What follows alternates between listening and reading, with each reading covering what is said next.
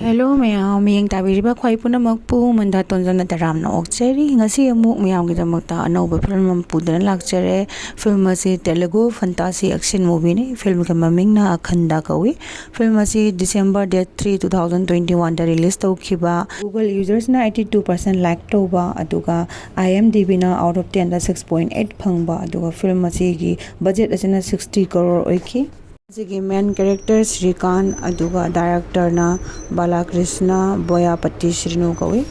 phare mayam wari asi sang sang de bida makhada na chatharasi film asigi ahan basinda akoina Indian soldier khara army khara jungle amada ure adum akhoi gi marak adudagi nupa amana phone tawduna information pirami hadi makoina drug ki karbar tawriba leader Gajendra haiba si ure haina main inform tawrame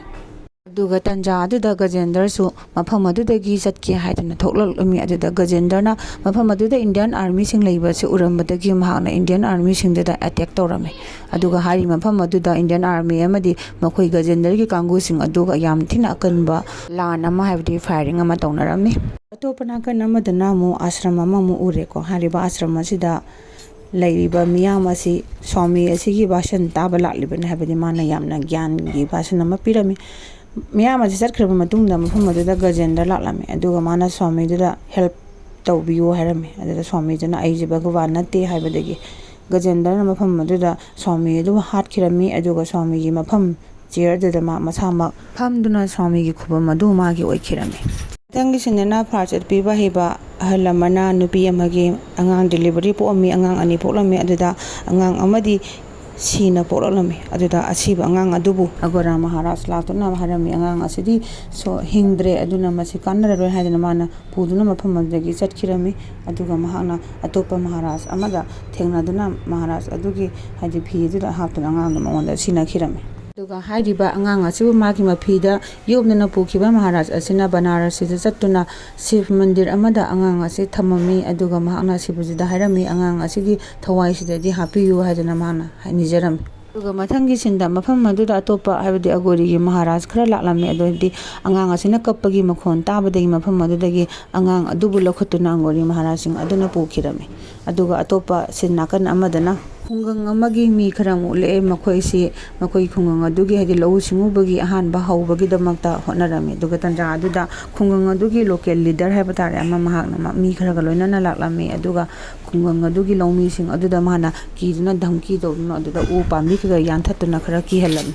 aduga tanja aduda film gi hero rogi role lauriba Murli Krishna mafam aduda laklami aduga mahana local leader adubu gyan tana ba haidana wari sarami aduga local leader sing aduga loina lakliba mayam sing aduna amamamtang oina Murli Krishna de attack tawrame adudagi mafam aduda makhoi kana khatnarami tanja aduda film adugi heroine gi role lauriba Saranya mafam aduda laklami aduga Saranya na yengaga auto aduda tongduna Saranya mafam adudagi chatkhirame aduga mafam aduda Murli Krishna da local gi leader adugi mi sing aduna loina question duna attack tawrame adubu Murli Krishna na makhoibu mathang amamamtang oina makhoibu phajana phudarame adugi matungda mahawna local leader amadi makhoi miyam sing adubu gyan tahalami habdi lau singuba gi mi sing ase akhoi gi damaktadi isor gumbani haina aduda mana sam gyan tahaliba do mayamna su loina laurame aduga nakan amadana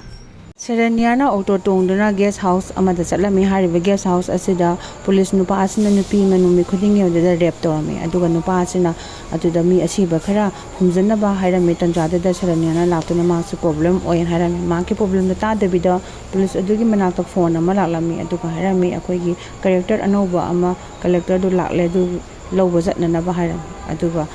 lawba chatpa matamdadi khanghawdana Saranya ase collector anauba sama oi lerame aduga ngasai police nupaduna rape tawba nupi adu soduda leirami aduga mana manungda imungda changmak matamdadi habdi Saranyana police nupa adubu mayangi mamangda mahakpu arrest tawnaba haidana order tawrami aduga mahakpu yam thina ikaiba pirami aduda police nupa aduna hairame nang kanada nangna challenge tawriba ai chi kanano nangna masak khangdre aina kari tawbi yengo hairami Thomas nakana madana state ki CM asina mogi sahara duda collector no boma lakle haiduna mabu welcome tawna bagidamata program amatana haiba program sida Murali Krishna se invite torami aduga Murali Krishna na yamna phajaba basan speech khara pirami aduda Saranya se impress oirami adudagi makhoi ni khangna duna Murali Krishna gi mayumda Saranya se laklami aduga Murali Krishna gi family members sing aduna su mahapu phajna welcome torami Tangi sinda mahaki PA Padmavatina Murali Krishna da hairami haiba district asida any thopa problem khudama nangna yengsalo hairami Topa nakan namadana khungang aduda lairaba thabak suba kangu mi khara habadi mining toriba kangu sing adudagi ama asokpa yarakpadagi thabak ase lephangirami aduga makhoigi mafam khungang aduda Vardaraju raklami mi magi mi khara puduna aduga hariba Vardaraju asina ngasai thabak suba lephangiba napa adubu mafam aduda hatkirami aduga mana hairami karigumba mining gi thabak asida hek lepaba sabak subam ta laktraba lephaliba mido ngasi hatliba sumna amata lemna tharoi harami adugi makha thaba adudagi ma do haramaga chatkirami Atopa sin nakan namadana ngasi Saranya gi birthday oirame aduda Murali Krishna na Saranya gi birthday asida angangi school angang khara kauduna mongonda rose piduna Saranya da angang sing aduna rose ase pihelame aduda Saranya se duki matik impress oirame Duga jaga amada leptuna tari thaktuna yamna enjoy toram Atangi sinda Vardaraju na ngasai mining dagi tholakpa uranium adubu check torame aduga Hyderabad dagi businessman ama latuna madubu lainana ba wari sanaram Atopa sin nakandana mo ngasai ashram jam ule hariba ashram asida Gajendra se amu tholokle aduga mana ashram ase lakliba bhakt mayam aduda mana bashan tawringai duda businessman ama latuna Vardaraju gi matangda hairami maduda Gajendra na businessman adubu mafam maduda hat khirami masida khoina khangbaje ngasai gi mining toriba godown ase atai kana ke so oiramdre Gajendra gi oirame aduga Vardaraju hariba misak asina Gajendra gi right hand oirame Atopa sin nakan namadana hajik Saranya ga Krishna Murali ga se tapna makhoi ani nungsinarapase makhoi ani luhongbagi lambida khongda sale makhoi ani yanaduna makhoi ani gi hajik luhonglaba matung asumna matam se jum hawkhidana makhoi ani gi machanupi amasu phangjarakre aduga hojik machanupi ase sahi ahum surakre sahi ahum phagre Tangi sinda Saranya amadi mahaki whole family punna Angura Maharaji gi ashram da chalami aduga ashram asida masaki machanupi asi Angura Maharaji na asirwad pirami aduda ma thengbada maki future ase uba ngamlami Tangi sindana ikhang khangong dabida khungang aduda leiriba miyam adu hospital aduda anaba yaraktuna koichen chenar dana pulang lan nam aduda doctor adana Krishna Murali da phone torami aduga Krishna Murali na so CM da phone tawdana makhoi loina pa phonarami aduga ngasai PA Padmavati dana Krishna Murali da harami hairiba ase atai laina thoiba se atai kasunate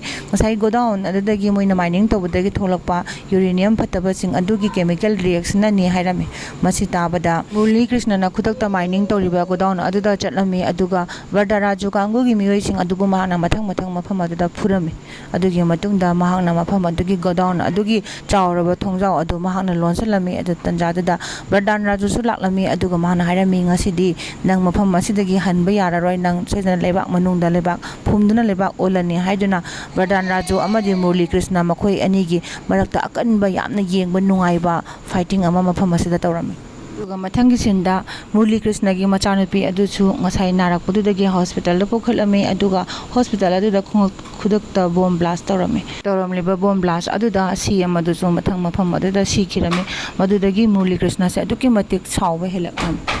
aduga ngasai gi Gajendra Maharaj ondana laigiba Gajendra aduna Murali Krishna da phone toroklami aduga mafam aduda Delhi dagi CBI inspector kangu khara laklami aduga Murali Krishna bu ngasai gi bomb blast aduda magi sajis yawi haiduna mapu phan kirami aduga Saranya su magi post IS of adudagi mahasu lokhokiram Tangi sinda haiba tholiba thongdoksing asi Gajendra na loina plan toroga silen bo erami aduga Gajendra na Vardaraju da phone tawduna masai khungang adugi leiriba mioi sing adu loina hatlo haiduna loina haton kirami atopa sin amadana CBI kangu asina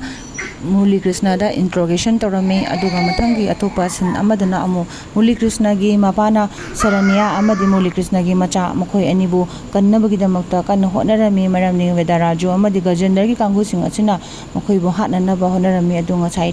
magi khungangi leader ꯍꯦꯠ ꯑꯣꯏꯔꯤꯕꯗꯨꯁꯨ ꯍꯥꯠꯈꯤꯔꯝꯃꯤ ꯑꯗꯨꯒ ꯃꯐꯝ ꯑꯗꯨꯗ ꯃꯈꯣꯏꯒꯤ ꯍꯥꯏꯕꯗꯤ ꯗꯣꯛꯇꯔꯅꯆꯤꯡꯕ staff ꯅꯔꯁꯅꯆꯤꯡꯕ ꯄꯨꯝꯅꯃꯛ ꯃꯐꯝ ꯑꯗꯨꯗ ꯂꯣꯏꯅ ꯍꯥꯠꯈꯤꯔꯝꯃꯤ ꯁꯔꯅ꯭ꯌꯥꯅ ꯃꯆꯥ ꯑꯗꯨꯒꯤ ꯄꯨꯟꯁꯤꯗꯨꯕꯨ ꯀꯟꯅꯕꯒꯤꯗꯃꯛꯇ ꯄꯨꯗꯨꯅ ꯆꯦꯜꯂꯛꯂꯝꯃꯤ ꯑꯗꯨꯗ ꯚꯦꯗꯥꯔꯥꯖꯨꯒꯤ ꯀꯥꯡꯕꯨ ꯑꯗꯨꯅ ꯇꯥꯟꯅꯔꯛꯂꯝꯃꯤ ꯁꯔꯅ꯭ꯌꯥꯅ ꯃꯟꯗꯤꯔ ꯑꯗꯨꯗ ꯆꯪꯉꯛꯂꯝꯃꯤ ꯍꯥꯏꯔꯤꯕ ꯃꯟꯗꯤꯔ ꯑꯁꯤꯗ ꯑꯈꯟꯗ ꯂꯩꯔꯝꯃꯤ ꯉꯁꯥꯏ ꯌꯣꯒꯤ ꯃꯍꯥꯔꯥꯖꯁꯦ ꯑꯗꯨꯒ ꯚꯦꯗꯥꯔꯥꯖꯨ ꯀꯥꯡꯕꯨꯁꯤꯡ ꯑꯁꯤꯅ ꯑꯉꯥꯡ ꯑꯗꯨꯗ ꯅꯣꯡꯃꯩꯅ ꯀꯥꯞꯂꯛꯄꯗꯒꯤ ꯁꯔꯅ꯭ꯌꯥꯒꯤ ꯃꯈꯨꯠꯇꯒꯤ ꯃꯆꯥ ꯑꯗꯨꯕꯨ ꯄꯥꯏꯊꯣꯛꯂꯝꯃꯤ ꯑꯗꯨꯒ ꯉꯁꯥꯏꯒꯤ ꯑꯉꯥꯡ ꯑꯁꯤꯅ ꯇꯥꯔꯛꯄꯗ ꯑꯈꯟꯗꯥꯒꯤ ꯃꯈꯨꯠꯇ ꯑꯉꯥꯡ ꯑꯁꯤꯕу ꯐꯪꯈꯤꯔꯝꯃꯤ ꯑꯗꯨꯒ ꯑꯈꯟꯗꯥꯅ ꯑꯥꯁꯤꯔꯕꯥꯗ ꯄꯤꯔꯛꯄ ꯃꯇꯝꯗ ꯑꯉꯥꯡ ꯑꯁꯤ ꯋꯥꯟꯊꯈꯤꯕ ꯑꯗꯣ ꯍꯥꯏꯕꯗꯤ ꯒ꯭ꯌꯥꯟ ꯃꯥꯡꯈꯤꯕꯗ ꯑꯃꯨꯛ ꯒ꯭ꯌꯥꯟ ꯂꯥꯛꯂꯛꯂꯝꯃꯤ ꯑꯗꯨꯒ ꯃꯍꯥꯛꯅ ꯁꯔꯅ꯭ꯌꯥꯗ ꯃꯆꯥ ꯑꯗꯨꯕꯨ ꯁꯤꯟꯅꯈꯤꯔꯝꯃꯤ ꯑꯗꯨꯒꯤ ꯃꯇꯨꯡꯗ ꯃꯐꯝ ꯑꯗꯨꯗ ꯁꯔꯅ꯭ꯌꯥꯒꯤ ꯃꯃꯥ ꯃꯆꯥꯕꯨ ꯍꯥꯠꯀꯗꯕꯒꯤ ꯊꯥꯔꯛꯂꯤꯕ ꯚꯦꯗꯥꯔꯥꯖꯨꯒꯤ ꯀꯥꯡꯕꯨꯁꯤꯡ ꯑꯗꯨꯕꯨ ꯑꯈꯟꯗꯥꯅ ꯑꯃꯃꯝꯇꯪ ꯌꯥꯝꯅ ꯅꯥꯟꯅ ꯃꯐम ꯑꯗꯨꯗ ꯃꯍꯥꯛꯀꯤ ꯇꯥ ꯑꯗꯨ ꯂꯧꯊꯣꯛꯇꯨꯅ ꯇꯥ ꯑꯗꯨꯅ ꯊꯤꯟꯗꯨꯅ ꯑꯃꯗꯤ ꯃꯥꯒꯤ ꯃꯄꯥꯡꯒꯜ ꯀꯜꯂꯕ ꯃꯥꯒꯤ ꯄꯥꯝꯕꯣꯝꯁꯤꯡ ꯃꯥꯒꯤ ꯃꯈꯨꯠ ꯃꯁꯥ ꯑꯗꯨꯅ ꯊꯤꯟꯇꯠꯇꯨꯅ ꯃꯐꯝ ꯑꯗꯨꯗ ꯂꯥꯛꯂꯤꯕ ꯃꯈꯣꯏ ꯅꯤꯐꯨꯃꯛ ꯃꯥꯅ ꯄꯨꯂꯞ ꯍꯥꯠꯇꯣꯛꯈꯤꯔꯝꯃꯤ ꯑꯗꯨꯒ ꯃꯥꯅ ꯃꯣꯏꯕꯨ ꯈꯣꯡꯂꯝꯃꯤ ꯑꯇꯣꯞꯄ ꯅꯥꯀꯟ ꯑꯃꯗꯅ ꯒꯖꯦꯟꯗꯔꯅ ꯃꯍꯥꯛꯀꯤ ꯑꯥꯁ꯭ꯔꯝ ꯑꯗꯨꯗ ꯐꯝꯗꯨꯅ ꯂꯩꯔꯤꯉꯩ ꯃꯇꯝꯗꯨꯗ ꯃꯥꯗ ꯃꯩ ꯍꯧꯔꯒ ꯆꯥꯛꯂꯛꯄꯗꯒꯤ ꯃꯥꯅ ꯈꯪꯂꯝꯃꯤ ꯀꯔꯤꯅ ꯊꯣꯛꯂꯤꯕꯁꯦ ꯀꯅꯥꯅꯣ ꯃꯤ ꯅꯤꯐꯨꯃꯛꯇꯨ ꯀꯅꯥꯅ ꯍꯥꯠꯂꯤꯕꯅꯣ ꯍꯥꯏꯅ ꯃꯥꯁꯨ ꯈꯪꯂꯝꯃꯤ ꯑꯗꯨꯒ ꯉꯁꯥꯏ ꯃꯐꯝ ꯑꯗꯨꯗ ꯉꯁꯥꯏ ꯏꯟꯚꯦꯁꯇꯤꯒꯦꯁꯟ ꯇꯧꯕꯗ ꯌꯥꯎꯔꯤꯕ ꯄꯨꯂꯤꯁꯁꯤꯡ ꯑꯗꯨꯁꯨ ꯂꯥꯛꯂꯝꯃꯤ ꯑꯗꯨꯒ ꯃꯤ ꯅꯤꯐꯨꯁꯦ ꯀꯔꯝꯅ ꯃꯤ ꯑꯃꯈꯛꯇꯪꯅ ꯍꯥꯠꯇꯧꯕꯅꯣ ꯍꯥꯏꯅ ꯊꯤꯒꯠꯂꯝꯃꯤ ꯑꯗꯨꯗ ꯃꯐꯝ ꯑꯗꯨꯗ ꯑꯇꯣꯞꯄ ꯃꯍꯥꯔꯥꯖ ꯑꯃ ꯊꯣꯛꯂꯛꯇꯨꯅ ꯃꯍꯥꯛꯅ ꯍꯥꯏꯔꯝꯃꯤ ꯃꯐꯝ ꯑꯁꯤꯗ ꯗꯥꯏꯔꯦꯛ ꯚꯒꯋꯥꯟ ꯃꯍꯥꯗꯦꯕ ꯍꯥꯏꯕꯗꯤ ꯁꯤꯕꯖꯤ ꯃꯁꯥꯃꯛ ꯂꯥꯛꯂꯦ ꯍꯥꯏꯗꯨꯅ ꯃꯥꯅ ꯍꯥꯏꯔꯝꯃꯤ ꯃꯊꯪꯒꯤ ꯁꯤꯟꯗ ꯑꯃꯨꯛ ꯑꯈꯟꯗꯥꯒ ꯁꯔꯅ꯭ꯌꯥꯒ ꯃꯍꯥꯛꯀꯤ ꯃꯆꯥ ꯑꯗꯨꯒ ꯂꯝꯕꯤꯗ ꯂꯥꯛꯂꯝꯃꯤ ꯑꯗꯨꯒ ꯁꯔꯅ꯭ꯌꯥꯒꯤ ꯃꯌꯨꯝꯗ ꯑꯈꯟꯗꯥꯅ ꯄꯨꯗꯨꯅ ꯁꯔꯅ꯭ꯌꯥ ꯑꯃꯗꯤ ꯑꯉꯥꯡ ꯑꯗꯨꯕꯨ ꯃꯌꯨꯝꯗ ꯐꯖꯅ ꯊꯤꯟꯕꯤꯔꯝꯃꯤ ꯑꯗꯨꯗ ꯃꯌꯨꯝꯒꯤ ꯃꯤꯁꯤꯡ ꯑꯗꯨꯅ ꯀꯔꯤꯃꯥꯏꯅ ꯇꯧꯕꯅꯣ ꯀꯅꯥꯅ ꯀꯟꯕꯤꯔꯛꯄꯅꯣ ꯍꯥꯏꯗꯨꯅ ꯋꯥꯔꯤꯁꯤꯡ ꯑꯁꯦ ꯂꯣꯏꯅ ꯂꯤꯔꯝꯃꯤ ꯇꯟꯖꯥꯗꯨꯗ ꯉꯁꯥꯏꯒꯤ ꯁꯔꯅ꯭ꯌꯥꯅ ꯑꯦꯔꯦꯁ ꯇꯧꯍꯟꯈꯤꯕ ꯏꯟꯁꯄꯦꯛꯇꯔ ꯑꯗꯨ ꯂꯥꯛꯂꯝꯃꯤ ꯑꯗꯨꯒ ꯃꯍꯥꯛꯄꯨ ꯍꯥꯏꯗꯤ ꯑꯦꯔꯦꯁ ꯇꯧꯅꯕ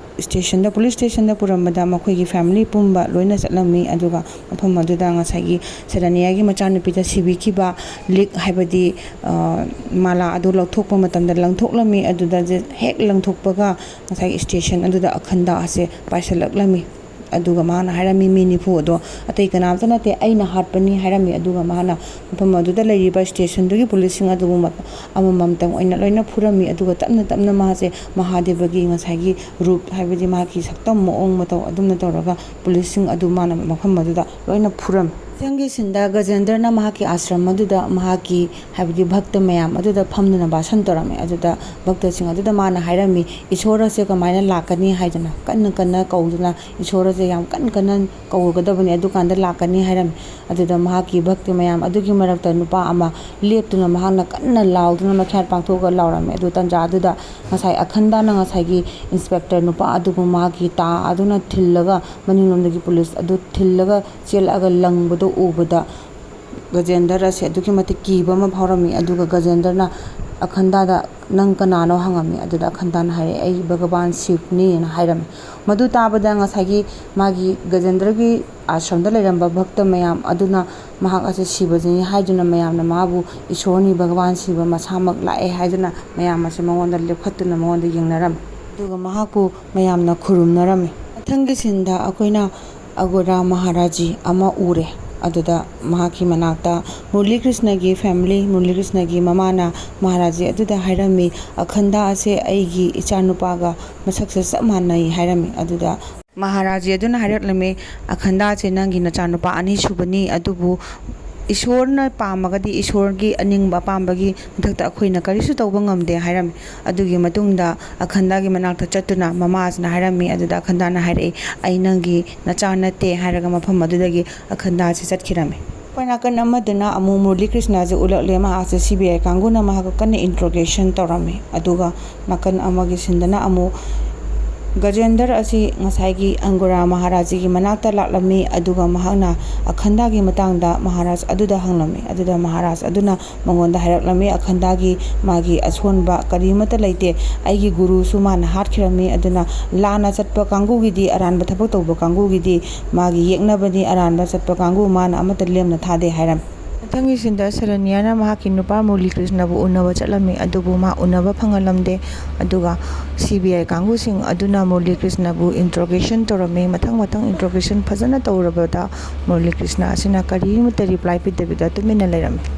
ꯑꯗꯨꯒ ꯑꯇꯣꯞꯄ ꯁꯤꯟ ꯅꯥꯀꯟ ꯑꯃꯗꯅ ꯑꯈꯟꯗꯥꯅ ꯏꯁꯤꯡ ꯑꯗꯨꯗ ꯀꯨꯝꯗꯨꯅ ꯃꯥꯅ ꯏꯔꯨ ꯂꯨꯖꯔꯝꯃꯤ ꯏꯔꯨ ꯂꯨꯔꯤꯕ ꯇꯟꯖꯥ ꯑꯗꯨꯗ ꯃꯐꯝ ꯑꯗꯨꯗ ꯅꯨꯄꯤ ꯑꯃ ꯁꯤꯗꯨꯅ ꯇꯥꯔꯛꯂꯝꯃꯤ ꯑꯗꯨꯒ ꯑꯁꯤꯕ ꯅꯨꯄꯤ ꯑꯗꯨꯗ ꯃꯔꯥꯏꯕꯛꯇ ꯑꯈꯟꯗꯥꯅ ꯃꯍꯥꯛꯀꯤ ꯃꯈꯨꯠ ꯑꯁꯤ ꯊꯝꯕ ꯃꯇꯝꯗ ꯅꯨꯄꯤ ꯑꯁꯤꯒꯤ ꯐ꯭ꯂꯦꯁꯕꯦꯛꯇꯣ ꯃꯥꯅ ꯎꯕ ꯉꯝꯂꯝꯃꯤ꯫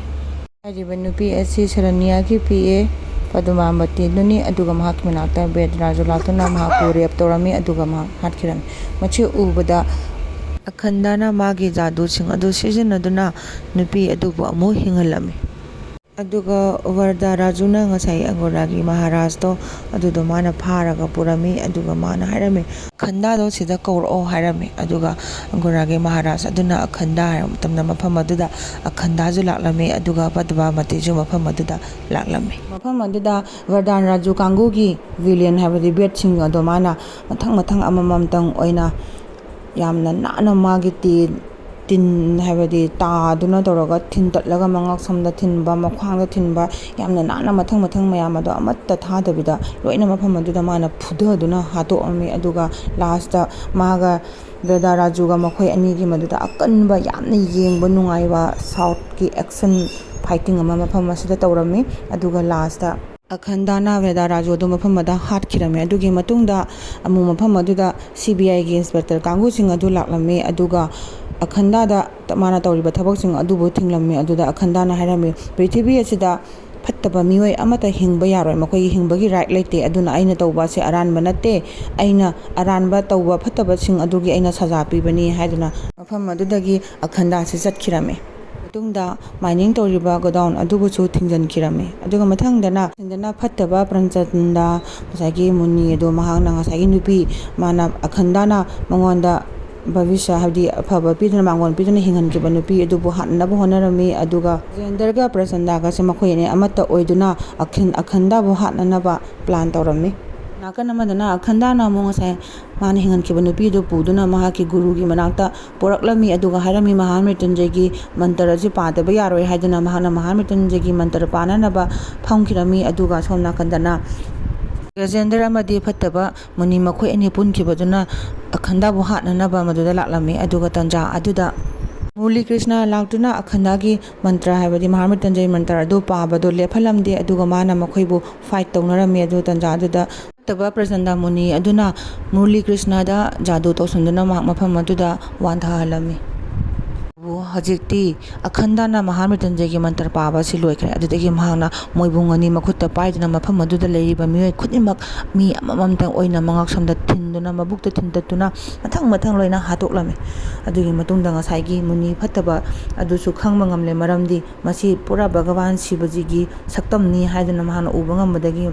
ꯉꯝꯂꯝꯃꯤ꯫ ꯑꯗꯨꯒꯤ ꯃꯇꯨꯡꯗ ꯑꯈꯟꯗꯥꯅ ꯅꯣꯡꯃꯩ ꯑꯗꯨ ꯃꯨꯟꯗꯨꯅ ꯃꯊꯪ ꯃꯌꯥꯝ ꯑꯗꯨ ꯃꯊꯪ ꯀꯥꯞꯊꯗꯨꯅ ꯃꯐꯝ ꯑꯗꯨꯗ ꯂꯣꯏꯅ ꯃꯨꯅꯤ ꯐꯠꯇꯕꯗꯨꯁꯨ ꯑꯗꯒꯤ ꯕꯦꯗꯥ ꯄꯨꯝꯅꯃꯛ ꯂꯣꯏꯅꯃꯐꯝ ꯑꯗꯨꯗ ꯒꯖꯦꯟꯗꯔꯁꯨ ꯃꯥꯅ ꯍꯥꯠꯈꯤꯔꯝꯃꯤ꯫ ꯑꯗꯨꯒ ꯑꯔꯣꯏꯕꯗ ꯃꯨꯔꯂꯤ ꯀ꯭ꯔꯤꯁꯅꯁꯨ ꯃꯍꯥꯛ ꯋꯥꯟꯊꯍꯟꯈꯤꯕꯗꯣ ꯐꯔꯛꯂꯦ ꯍꯧꯖꯤꯛ ꯃꯍꯥꯛꯀꯤ ꯃꯆꯥꯅꯨꯄꯤꯒ ꯊꯦꯡꯅꯈ꯭ꯔꯦ ꯑꯗꯨꯒ CBI ꯄꯨꯂꯤꯁ ꯀꯥꯡꯕꯨꯁꯤꯡ ꯑꯗꯨꯁꯨ ꯈꯪꯂꯦ ꯀꯅꯥꯅ ꯑꯐꯕꯅꯣ ꯐꯠꯇꯕꯅꯣ ꯍꯥꯏꯗꯨꯅ ꯑꯗꯨꯒ ꯑꯈꯟꯗꯥ ꯃꯐꯝ ꯑꯗꯨꯗ ꯆꯠꯈ꯭ꯔꯦ ꯑꯁꯨꯝꯅ ꯃꯨꯚꯤ ꯑꯁꯤ ꯂꯣꯏꯈ꯭ꯔꯦ꯫ ꯑꯔꯣꯏꯕ ꯑꯣꯏꯅ ꯃꯤꯠꯌꯦꯡ ꯇꯥꯕꯤꯔꯤꯕ ꯃꯌꯥꯝ ꯄꯨꯝꯅꯃꯛꯅ ꯑꯩꯒꯤ ꯑꯦꯛꯁꯄ꯭ꯂꯦꯅꯦꯁꯟ ꯑꯁꯤꯕꯨ ꯇꯥꯕ ꯅꯨꯡꯉꯥꯏꯕꯤꯔꯒꯗꯤ ꯂꯥꯏꯛ ꯑꯃꯃꯝꯇꯪ ꯅꯝꯁꯟꯕꯤꯔꯝꯃꯣ ꯁꯕꯁꯀ꯭ꯔꯥꯏꯕ ꯇꯧꯁꯟꯕꯤꯔꯝꯃꯣ ꯑꯗꯨꯒ ꯅꯣꯇꯤꯐꯤꯀꯦꯁꯟ ꯕꯦꯜ ꯑꯥꯏꯀꯟꯕꯨ ꯅꯝꯁꯟꯕꯤꯌꯨ ꯃꯔꯝꯗꯤ ꯃꯊꯪ ꯑꯃꯨꯛ ꯑꯩꯅ ꯑꯇꯣꯞꯄ ꯑꯅꯧꯕ ꯃꯨꯚꯤ ꯑꯃ ꯂꯥꯛꯄꯗ ꯅꯣꯇꯤꯐꯤꯀꯦꯁꯟ ꯐꯪꯅꯕꯒꯤꯗꯃꯛ꯫